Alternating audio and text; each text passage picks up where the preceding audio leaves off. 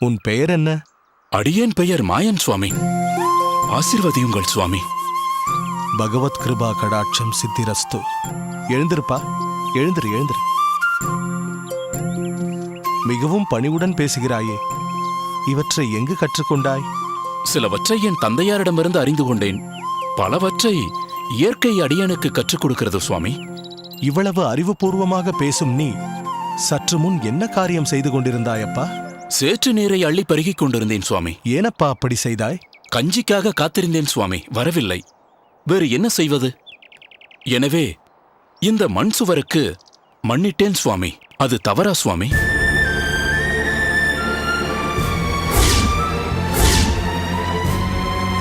சுவாமி, இவன் என்ன சொல்கிறான்? மாயா, நீ உன் திருவாயால் இவர்களுக்கு விளக்கம் அளித்துவிடு. சுவாமி, தங்கள் முன்னால். ஆம், நான் தான் உன்னை விளக்கச் சொல்கிறேன். சொல்லப்பா. அண்டத்தில் உள்ளது பிண்டத்திலும் உள்ளது. பஞ்சபூதங்களில் இந்த உடம்பு பூமி எனப்படுகிறது, அதாவது மண். இந்த மண்ணில் கரைத்த மண்ணை கலப்பதில் தவறில்லை என்று அப்படி செய்துவிட்டேன் சுவாமி. இறுதியில் இந்த மண்ணுடம்பு மண்ணோடு கலக்கப் போகிறது.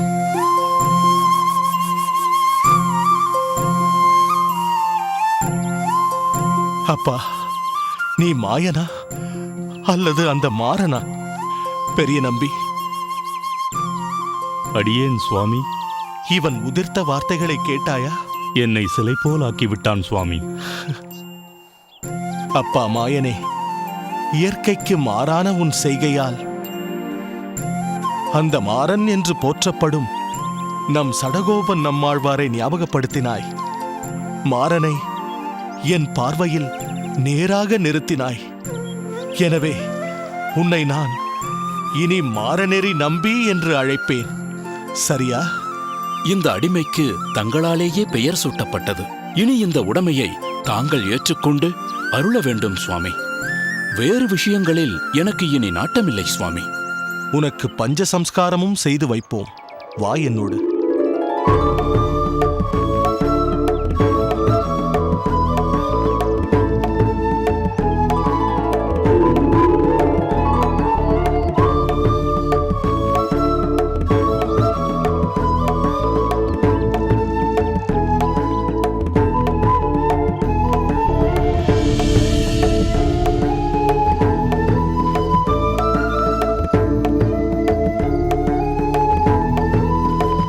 இப்போது புரிகிறதா திருக்கோஷ்டி, நான் ஏன் அவனை சீடனாய் பெற்றேன் என்று?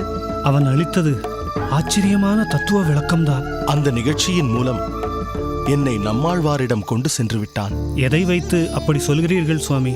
நம்பி, நம் உடலில் வாயுவானது பல வேலைகளை செய்கிறது. சடம் என்னும் காற்றானது கருவில் இருக்கும் சிசுவை வெளித்தள்ளுகிறது. அதுவரை பகவத் தியானத்தில் இருந்த அந்த சிசு சடம் என்னும் காற்றால் வெளிவந்தவுடன் இந்த உலக பந்தத்துக்குள் தள்ளப்படுகிறது. கருவிலேயே திருவுடைய நம்மாழ்வார் நம்மை கர்ம பந்தத்தில் தள்ளும் சடம் என்னும் காற்றை கோபித்துத்தான் சடகோபன் என்றும் மற்ற சராசரி ஜீவனிலிருந்து மாறுபட்டதால்தான் மாறன் என்றும் பெயர் பெற்றார். அதை அடியேனும் அறிந்திருக்கிறேன் சுவாமி. அந்த மாறன் சடகோபனை போன்றே இந்த மாயனும் பிறவி ஞானியாக இருந்ததால் எனக்கு மாறனை நேராக உணர்த்திய நம்பியாக, மாறநேரி நம்பியாக தெரிகிறான். இவன் நிச்சயம் உன்னிடமிருந்து பல தத்துவங்களை பெற தகுந்தவன்தான் என்பதில் எனக்கு எந்த ஐயமும் இல்லை. அதை நீயும் புரிந்து கொள்ள வேண்டும். புரிந்தது குருநாதா. இருப்பினும் என் மனம் இதில் உடன்பட மறுக்கிறது. அதற்கு காரணம், அரும்பாடுபட்டு நீ பெற்ற கல்வியை சுலபமாக பிறருக்கு கற்றுத்தர நீ விரும்பவில்லை. மேலும் சம அந்தஸ்தை நாடுகிறது உன் மனம். அப்படித்தானே? அது வந்து திருக்கோஷ்டி, ஒன்றை நினைத்துப் பார். வாழ்க்கையின் மிகப்பெரிய தத்துவத்தை அளிக்க தீர்மானித்த கண்ணனான எம்பெருமான் யாதவ குலத்திலன்றோ வந்து பிறந்தான்? அவ்வளவு ஏன், அறிவுக்கு கடினமான மறைபொருள் வேதத்தை அனைவரும் எளிதில் புரியும் வண்ணம் தமிழ் வேதமாக நமக்களித்த ஆச்சாரியார் நம்மாழ்வார் உதித்தது வேளாளர் குலமாயிற்றே.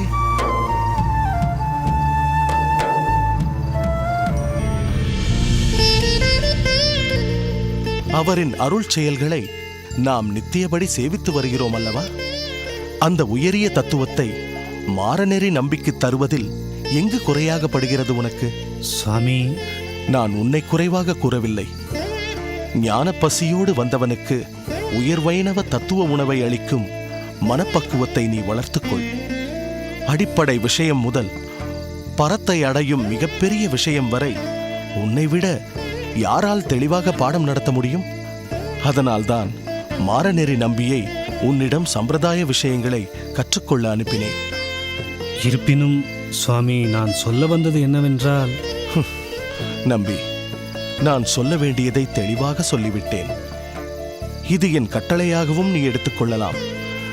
நான் சற்று சிரம பரிகாரம் செய்து கொள்ள வேண்டும். நீ ஆக வேண்டிய காரியத்தை பார். உத்தரவு குருநாதா.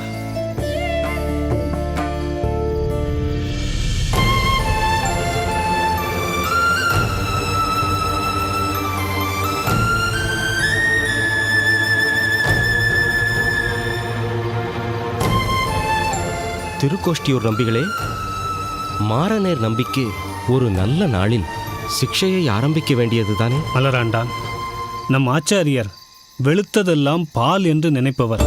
ஆனால் நான் அப்படி எடுத்துக்கொள்பவன் அல்ல. அப்படியானால் ஆச்சாரியார் கட்டளையை மீறப்போகிறீர்களா? அப்படியல்ல. என் மனதிற்கு என்று சரி என்று படுகிறதோ அன்று அந்த மாறநேர் நம்பிக்கு நம் சம்பிரதாய ஆரம்ப கல்வியை புகட்ட ஆரம்பிப்பேன். அதுவரை அவன் பொறுமையுடன் இருந்துதான் ஆக வேண்டும். நம் ஆச்சாரியருக்கு எவரையும் தன் அருளுக்கு பாத்திரமாக்குவதுதான் முக்கியம். எனக்கு என் கொள்கை முக்கியம்.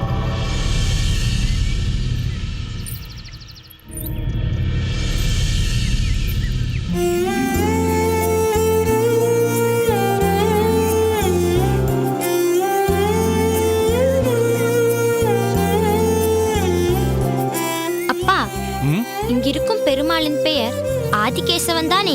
ஆமாம். அதில் என்னம்மா சந்தேகம் உனக்கு? போன முறை நம் திருமலைக்கு போயிருக்கும் போது அந்த பெருமாளின் பெயர் வெங்கடேசன் என்று தானே சொன்னீர்கள்?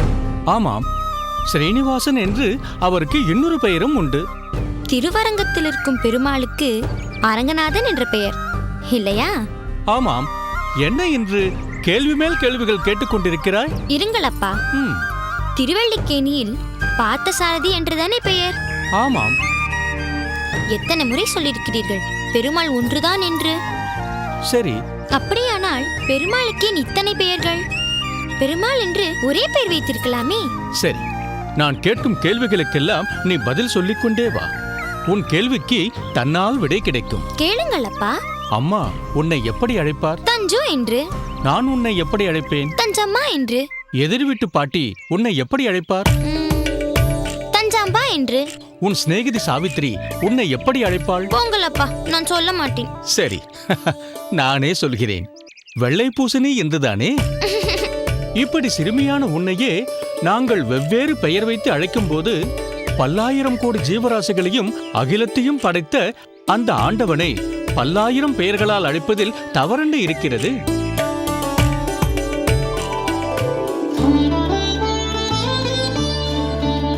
சரி, வா.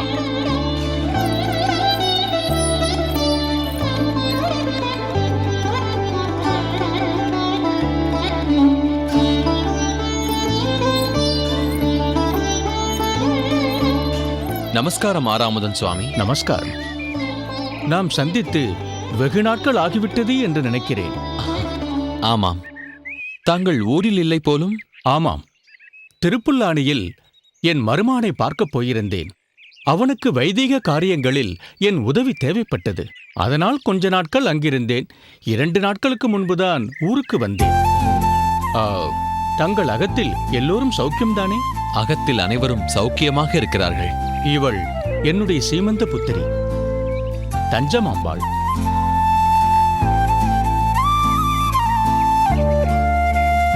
சரிதான். என்ன இவளை எனக்கு அறிமுகப்படுத்துகிறீர்கள்? தஞ்சமாம்பாளை எனக்கு தெரியாதா என்ன? உங்கள் ஊரிலேயே சுட்டிப்பெண் யாரென்று கேட்டால் இவளைத்தானே சுட்டி காட்டுவார்கள். சுட்டிதான். வாய் நிறைய கேள்விகள். பதில் சொல்ல எனக்குத்தான் வாய் வலிக்கிறது.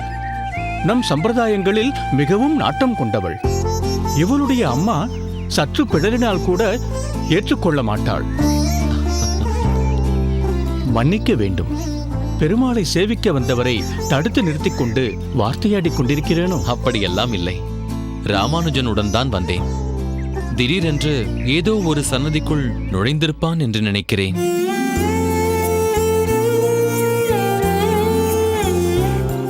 சில சமயங்களில் கோவிலில் தண்ணீர் தெளித்துக் கொண்டிருப்பான். அவனை தேடிக்கொண்டுதான் வந்தேன். நீங்கள் கண்ணில் பட்டீர்கள். ராமானுஜனுக்கு இந்த கோயில் புதிதா என்ன? அவன் வந்து விடுவான். அவன் வரும் வரை சற்று மண்டபத்தில் உட்காரலாம். சரி. தஞ்சமாம்பா, நாங்கள் மண்டபத்தில் உட்கார்ந்து பேசிக் கொண்டிருக்கிறோம். நீ வேண்டுமானால் பிரதட்சணம் செய்து விட்டு வாயேன். சரியப்பா.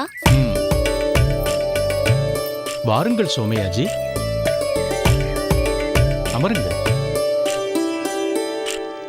ஆன்மீகத்தில் புதிதாய் ஏதாவது சந்தேகம் முளைத்துக் கொண்டே இருக்கிறது. தங்களைத்தான் கேட்கலாம் என்று இருக்கிறேன். தீர்த்து வைக்க வேண்டும். எனக்கு தெரிந்தால் நிச்சயம் தீர்த்து வைக்கிறேன். அதற்கென்ன தீர்த்து வைக்கிறேன் என்று சொல்லாமல் தெரிந்தால் தீர்த்து வைக்கிறேன் என்று கூறுகிறீர்களே, இதுதான் தங்களை மற்றவர்களிடமிருந்து வேறுபடுத்தி உயர்ந்த வைணவராய் காட்டுகிறது.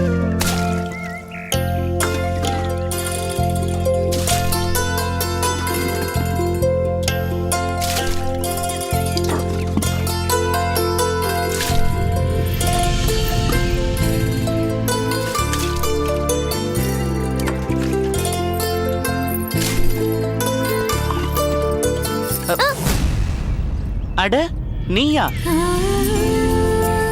என்ன, அன்று பரமபத விளையாட்டில் உன் தோழிகள் அனைவரையும் நீ வென்று விட்டாயா? வென்று விட்டேன். நீங்கள் எனக்கு தாயம் போட்டு கொடுக்கவில்லை என்றால் அன்று நான் தோற்று போயிருப்பேனோ என்னவோ. நான் தான் அன்றே சொன்னேனே, தாயம் போட்டு கொடுத்தது நான் அல்ல என்று. கண்ணால் பார்த்ததை எப்படி நான் நம்பாமல் இருக்க முடியும்? உங்கள் கையிலிருந்து தானே தாயக்கட்டை உருண்டது. உன் உதடுகளிலிருந்து பெருமாளே என்ற வார்த்தை உதிர்ந்ததால் தான் என் கையிலிருந்து தாயக்கட்டை உருண்டது. அவரின் அருளால் தான் தாயமும் விழுந்தது. பெருமாள் மீது உங்களுக்கு அசைக்க முடியாத நம்பிக்கையா? உனக்கும் கூட அப்படி ஒரு நம்பிக்கை இருப்பது உனக்கே தெரியவில்லை. அந்த நம்பிக்கையோடு நீ தாயக்கட்டையை உருட்டியிருந்தாலும் தாயம்தான் விழுந்திருக்கும். எதுவாயினும் உங்களுக்கு நன்றி சொல்ல வேண்டும் என்று நினைத்திருந்தேன். அதற்கு இன்று வாய்ப்பு கிடைத்து விட்டது. சரி, நான் இங்கிருக்கிறேன் என்று உனக்கு எப்படி தெரியும்? உங்கள் அப்பா கோவில் வாசப்படியில் என் அப்பாவிடம் சொல்லிக் கொண்டிருந்ததை நான் கேட்டேன். ஓ, உன் அப்பாவோடு தான் வந்திருக்கிறாயா? நீங்கள் உங்கள் அப்பாவுடன் வந்திருக்கிறது போல் நானும் என் அப்பாவுடன் தான் வந்திருக்கிறேன். ஆனால் நீங்கள் உங்கள் அப்பாவிடம் சொல்லாமல் இங்கு வந்து படிக்கட்டுகளை சுத்தம் செய்து கொண்டிருக்கிறீர்கள். ஆனால் நான் என் அப்பா அனுமதி தந்தனால்தான் பிரதட்சணம் செய்ய வந்தேன்.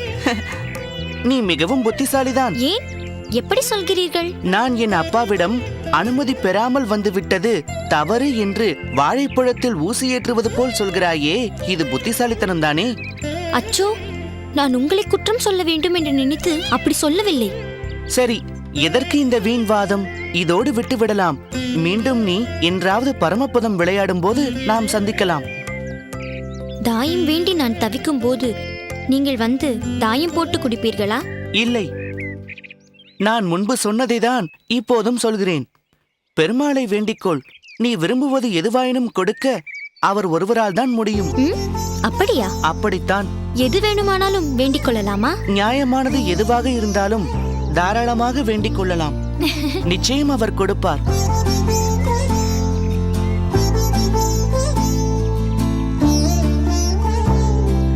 சரி, தண்ணீர் தீர்ந்து விட்டது. நான் சென்று குளத்திலிருந்து எடுத்து வருகிறேன். நீ போ, உன் அப்பா தேடிக் கொண்டிருப்பார்.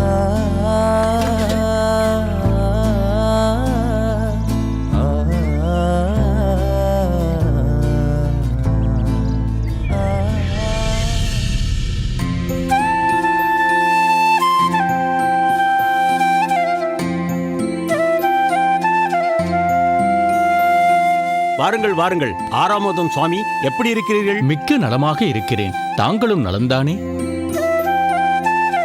ஆதிகேசவன் திருவடி வாரத்தில் இருக்கிறேன். எனக்கு என்ன குறை? நலமோடு இருக்கிறேன்.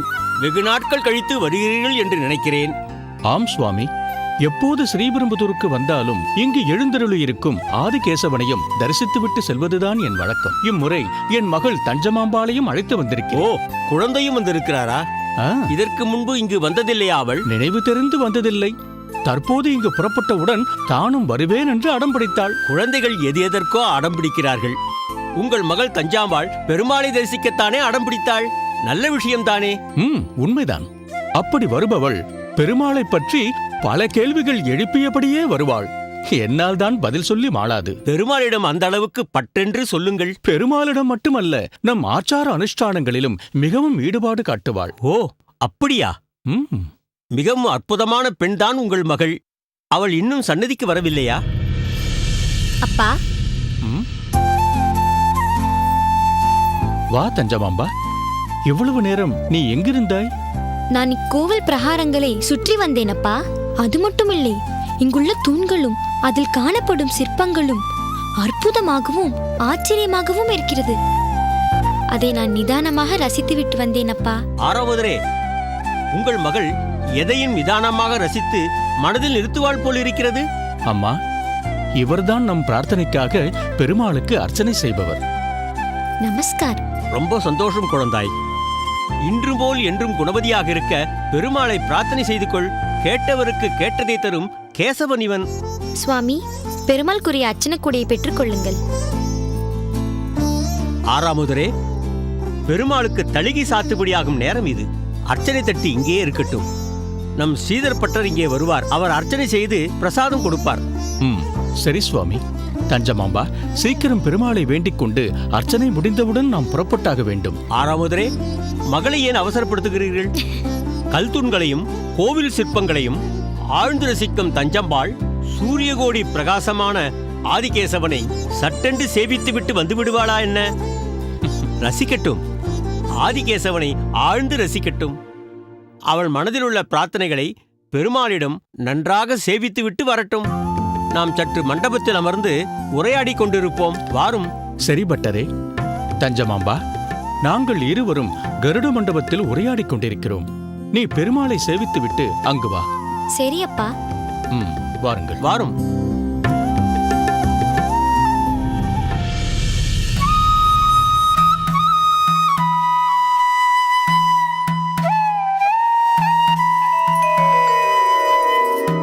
பெருமாளே, கேசவா, என்னுள்ளம் நீ அறியாததால் பேசாத கல் சிற்பங்களை பிரகாரத்தில் கண்டபோது பேசும் பொற்சிற்பம் போல் ராமானுஜரை கண்டேன். உன் கைங்கரியத்தில் ஈடுபட்டு கொண்டிருந்த அவரைக் கண்டு நான் பேசிய பின் அவருக்கு கைங்கரியம் செய்ய வேண்டும் என்ற எண்ணம் என் மனதில் தோன்றிவிட்டது. ஒரு பெண்ணிற்கு சிறுவயதில் தந்தையே காப்பு, வயது வந்து திருமணமான பின் அவள் மணாளனே பாதுகாப்பு என்று என் அம்மா என்னிடம் கூறியிருக்கிறாள். ஏ கேசவா, இந்த தஞ்சம்பாளுக்கு ஒரு மணாளன் என்றால் அது இந்த ராமானுஜரையே என்று என் மனதில் வரித்து விட்டேன். அவரும் நியாயமான கோரிக்கையை பெருமாள் நிச்சயமாக நிறைவேற்றுவார் என்று உறுதியோடு கூறியிருக்கிறார். நானும் நம்பிக்கையோடு வந்திருக்கிறேன். சூடிக் கொடுத்த சுடற்கொடியாம் கோதையின் பக்திக்காக நீ உன்னையே அவளுக்கு மணாளனாய் கொடுத்தாய். நான் கோதை அளவுக்கு உயர்ந்த பக்தை அல்ல. இருப்பினும் நான் சிறிதளவாது பக்தி செய்திருந்தால் அதுக்கு பலனாக ராமானுஜரையே எனக்கு மணாளனாய் கொடு. திருவருள் புரியுங்கள்.